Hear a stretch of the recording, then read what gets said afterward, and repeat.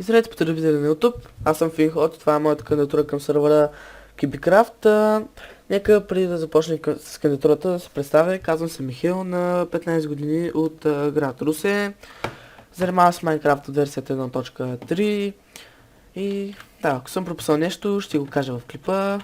Ако не го кажа в клипа, може би ще го кажа в коментарите и да.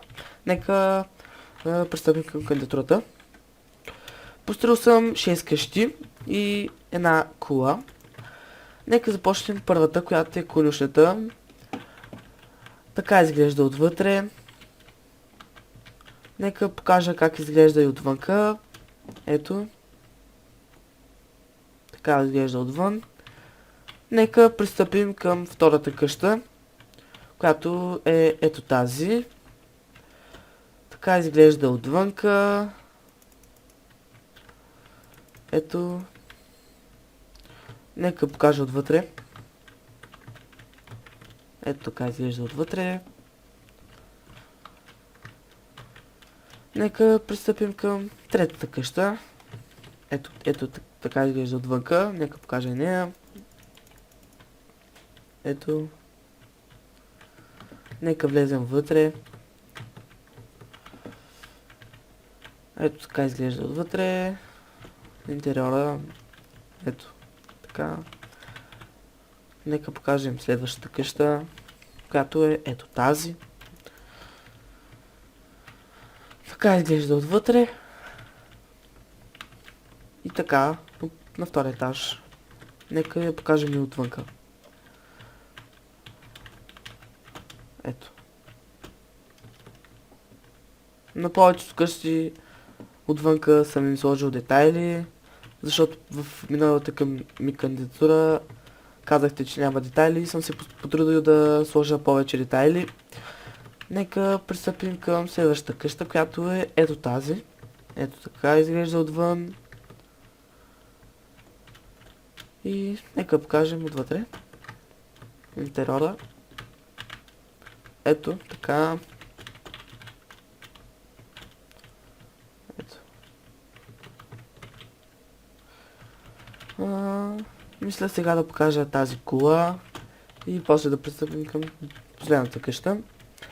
За тази кула съм добавил един мост къде, който преминава над изкуствената рекичка, която съм направил. И ето, кулата се получи доста детайлна. Аз по принцип не строя кули, но реших да построя сега за кандидатурата.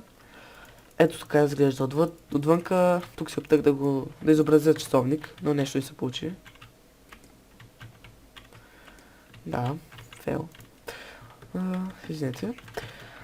Нека покажа отвътре. Отвътре не съм добавил интериор, просто защото не знаех как. Както казах, аз не строя. Той бе някъде третата кула, която съм построил. И според мен се получи доста добре и детайлно отвън. И така, нека покажа и последната къща, която е ето тази. Така изглежда отвън.